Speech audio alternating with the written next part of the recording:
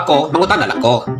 Kana bitaw ang claim sa mga CFD nga si Kristo nagtukod sa Iglesia Apostolika Romana niadtong 33 AD. Asa man na ninyo mabasa ang bersikulo sa Biblia? Kay si Kristo namatay 31 AD. Human sa tulong kadlaw nabanhaw siya. Ug ang Biblia nag-record human siya nabanhaw, adunay 40 kadlaw siya nga nakig-uban sa iyang mga tinun-an, usa siya ni kayab sa langit. Aduna ba may bersikulo sa Biblia nga magpamatuod nga nibalik siya niadtong 33 AD aron tukuron ang inyong iglesia? Kay kung wala mo'y bersikulo nga ikapamatuod, malagmit mauna ang katubanan sa gisulti ni Kristo diha sa Mateo 24 nga adunay mutungha nga mga mini nga Kristo. Basin og mauna ang nagtukod sa inyong iglesia. Nagutanar ako, ayaw mo kasuko. Mga brightman mo, kamo mo kay isog at tigpanghot diha sa simbahan nga nibuto gikan sa Roma. So tumagal lang ninyo. Ayaw na ninyo gamitan na inyong Confraternity Bible kana Mateo 16:18 kay pangka na kayo na. Pagtampard mo og Biblia aron mo daog mo sa debate. Nahitabo naman ang junjuna diri sa Davao. Diri sa San Pedro Street Davao atubang sa City Hall. Di na papa. Oh, bisan pag manikas mo, pagtampard mo Bible, mutanawan ta dito sa Greek. Masakpan gyapon mo. So kana lang, ayaw lang mo og kasuko kay nagutanar man ko.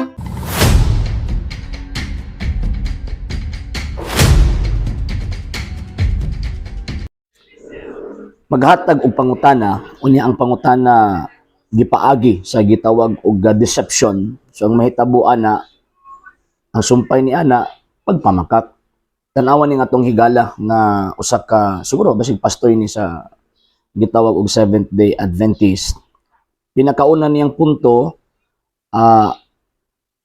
gi-claim daw sa Romano Katoliko, particularly sa mga defensor Katoliko, ang iglesia gitukod ni Kristo natukod ni atong tuig 33. Unya pagkahuman ingon siya sa unsang pagkapaagiha nga natukod sa 33 ang iglesia gitukod ni Kristo nga mo na Romano Katoliko sumala pa niya nga natukod daw ang simbahan namatay lang si Kristo 31 AD pa.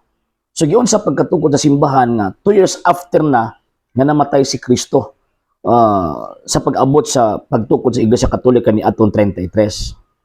Kana ang klase nga pangutana, ilhan kayo nga ang nangutana, nagpakauron ni ingon nga naa siya hanaw pero walay hanaw. Way kabang kaagan. Anong wala may kabang kaagan tungod kay wa siya kabantay nga ang counting of years, wala lang kaayo naga-focus sa isa ka tawo o sa isa ka historian. Remember, na ang counting of years, tudluan to ni si kining pastoy, ang counting of years, duha ang presentation. Na presentation si Josephus nga usa ka Jewish historian ug usab si Dionysius Exiguus nga usa pod ka gitawag og monk nga nagpresent pod og kanang calculation concerning sa number of years. Ang simbahang Katolika ang gisunod niya kanang calculation ni Dionysius Exiguus. Mo na nga pagmingon ang simbahang Katolika nga 33 AD natugod ang iglesia gitukod ni Kristo tungod sa hinungdan nga ang counting of years nga iyang gisunod kang Dionysius Exiguus. Anang imong gisunod kay kan Josephus na. Si Josephus ang iyang counting natawo si Kristo between 4 BC to 7 BC. So muna kung ato ang tanawon ang tawag ini nga counting of years even sa ubang mga historians, late og 3 to 4 years ang counting. Muna kanang nabasahan ni mga 31 AD or 30 AD namatay na o nisaka si Kristo anang panahon na late na og 3 years. Nga naman tungod sa hinungdan kay ang counting nga gisunod ana kang Josephus nga Jewish historian pero same event. Same event na. Nagmatter lang na sa counting sa duha ka buok historian. Mo na makaingon ko nga way hanaw tungod sa hinungdan nga para ingon nga naa sila ika-argumento ni tungod sa simbahang Katolika pagkatukod ni Kristo mangita gyud og tawag anang buslot bisan pagdili buslot. Number 2, ingon pa niya, naabot daw kung natin mabasa sa Biblia nga nibalag si Kristo 33, nagtukod sa gitawag og iglesia kaya namatay daw si Kristo 31 na daw. Wala man na sa Biblia nang namatay si Kristo 31. Wala sa Biblia na. Never na giasoy sa balang kasulatan. Except sa index ha. Except sa gitawag og ganing mga katong kronolohiya chronology of event na gisulat sa mga tawag ini nga tag-translate sa Biblia. Pero kung maingon ka nga kanang gilatid sa balaang kasulatan nga 31 AD namatay si Kristo, wala oy. Kung natong sundon ang balaang kasulatan St. Luke chapter 3 verse 23, nagsugod sa ministeryo si Kristo 30 anyos. Pagkahuman gipatay siya after 3 years. Gipatay siya. So ang iyang edad 33. So ato ang sundon ang word nga Anno Domini, buti pa sa tuig sa Ginoo, tama si Dionysius Exiguus. Na 33 namatay si Kristo, dili 31. Pero mo lagi na akong giingon nga nagsunod man sila sa kanang imong gi-quote na counting, nagsunod kang Josephus dili kang Judas Isiguos. And number 2 kay nag-quote mga history, ano ipabasa man nimo ang sa Biblia ang secular presentation. Kaya kana magong 31, 33, secular presentation man gud na nga nagalatid mahitungod sa history sa simbahang gitukod ni Ginoong Jesucristo. Nya ipapakita nimo sa Biblia. Ilan jud kay kang wayanaw. Ilan jud kay kang tawag anong wala kay kana bang sana ba kana bitawng hilig kaayo mag-create og kuan, hilig kaayo mag-create og tawag ining story. Gi-question nimo ang simbahang Katoliko, simbahang Romano Katoliko. Nga sumala pa nimo nibuto lang dito sa Roma. Nya wa nimo question ang imuhang pundok nga nibuto lang sa Amerika. Mas maayo pang kung kana implied na nga pag-admitar ninyo ang simbahang Katoliko duol gyud sa tawag ining kang Kristo. Nga naman tungod sa inungdan nga mabasa biya nga niabot ang iglesia sa Roma. Mabasa biya sa Biblia nga tungod sa pagtuo sa taga Roma mikaylap ang pagtuo sa tibuok kalibutan. Dili na maklaim sa mga Amerikano. Kay never gyud nahitabo pod nga si Kristo niabot og Amerika para pagtukod ang iglesia. Kanang claim pod ninyo nga true church ng Seventh-day Adventist. Wala oy. Wala usahay kining itoy magsigig paggot ito sa iro. Nagtuo siya suklan sa iro. Pero nay panahon na ang iro mudaginot anang itoy. Number 3, ito pa niya nga di daw kuno namudaog kanang mag-quote daw ang mga Bible nga mga tampered, sige ra mo pamasangil anang tampered nya pagkaman bisag usa ka ebidensya wa mo ihatag nga tampered yun na nga tawag ini nga Bible nga gi-quote sa ubang mga defensor Katoliko. Dapat sana ang inyong buhaton tambagan ta mo ha, mag-file mo og complaint dito sa publisher anang Biblia nga ilang gigamit. Mag-file mo complaint.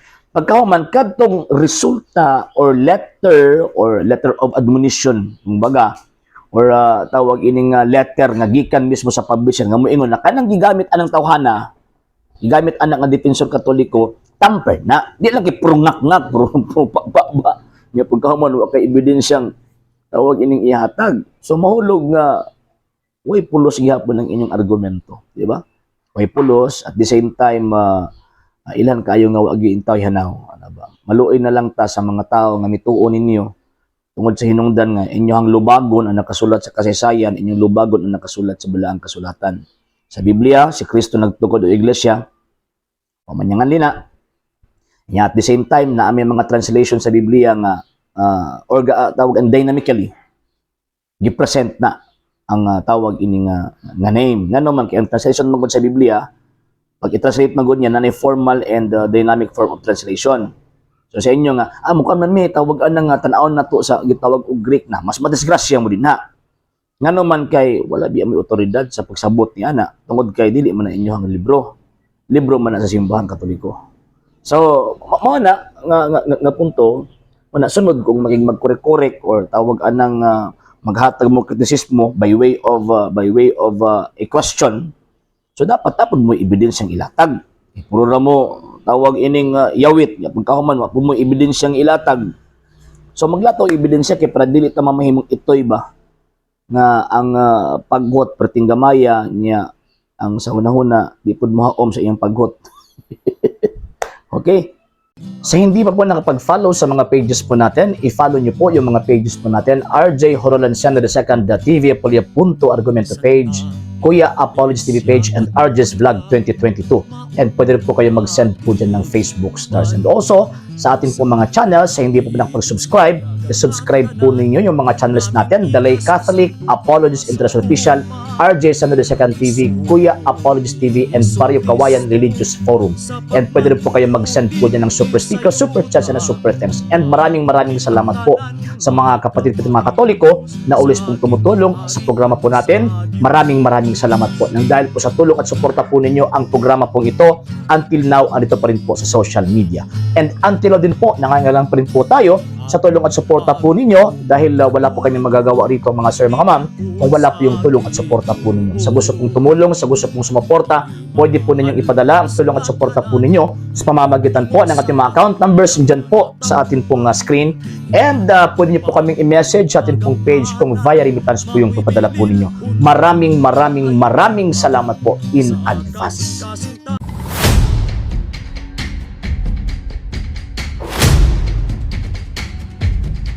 Kana kay ikaw na lang isa, gitabangan ka sa 99 ka buok, nag-explain sa imuha, nagpasabot nga something wrong yun sa imuhang pundok. Something wrong yun sa imuhang doktrina.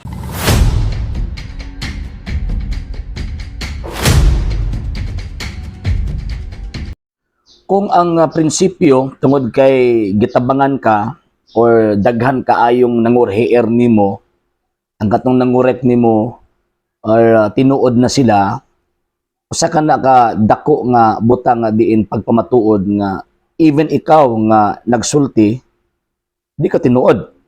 Nanuman kay okay lang untag nagkahiusa mo.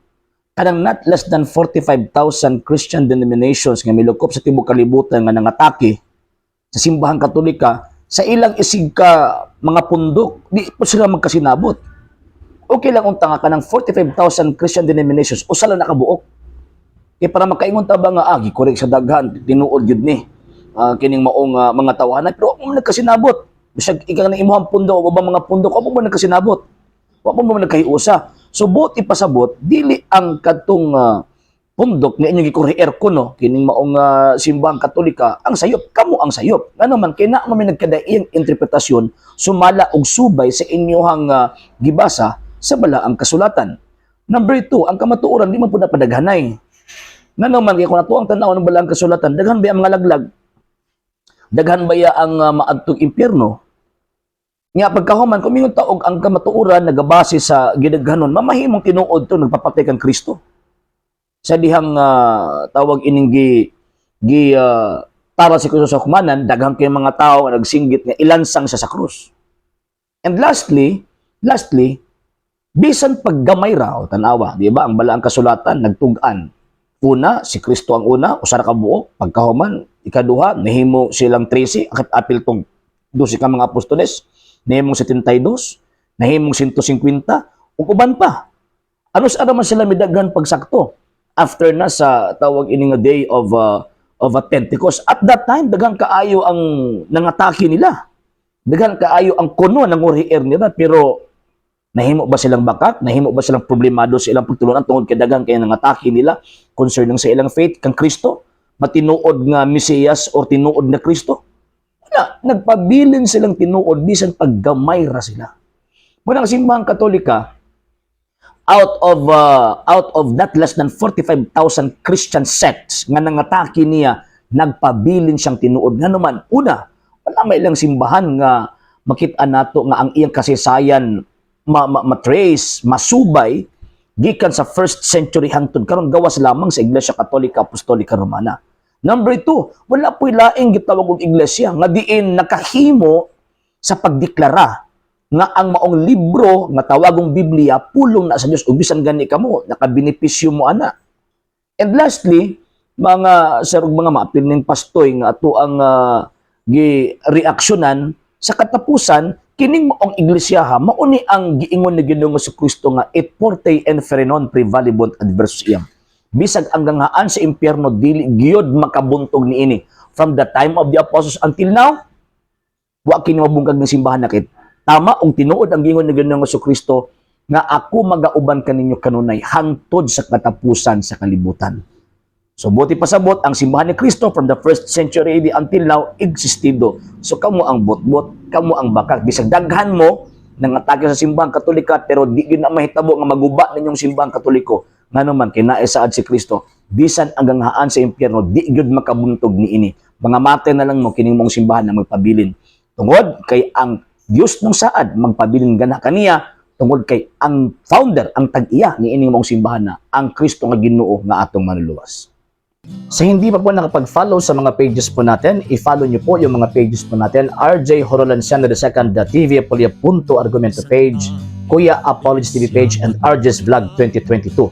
And pwede rin po kayo mag-send po dyan ng Facebook stars. And also, sa ating po mga channels, sa hindi po nakapag-subscribe, subscribe po ninyo yung mga channels natin, The Lay Catholic, Apologies International Official, RJ Sanado II TV, Kuya Apologies TV, and Barrio Kawayan Religious Forum. And pwede rin po kayo mag-send po dyan ng super sticker, super chats, and super thanks. And maraming salamat po sa mga kapatid at mga Katoliko na ulis pong tumutulong sa programa po natin. Maraming salamat po. Nang dahil po sa tulong at suporta po ninyo, ang programa pong ito, until now, andito pa rin po sa social media.